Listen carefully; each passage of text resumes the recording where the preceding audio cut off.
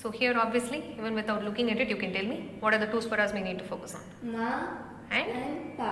Ma and pa. Right. So it goes like sa re ga ma, sa re ga ma, Sa re ga ma, sa re ga ma, sa re ga ma, pa da ni sa, sa re ga ma, pa da ni sa, sa ni da pa, sa ni da pa,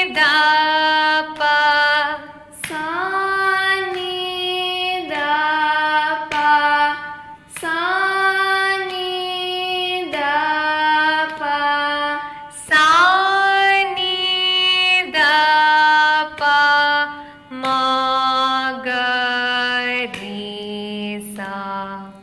sa ni da pa, ma ga re sa.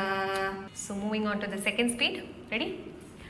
Sa re ga ma, sa re ga ma, sa re ga ma, pa da ni sa, sa ni da pa, sa ni da pa, sa ni da pa, ma ga re sa. Third speed. Sa re ga ma, sa re ga ma, sa re ga ma, pa da ni sa, sa ni da pa, sa ni da pa, sa ni da pa, ma ga re sa. Fifth exercise. Now if you notice, after the pa over here, you have a comma. Yes. So that means you need to extend the pa for two tala counts.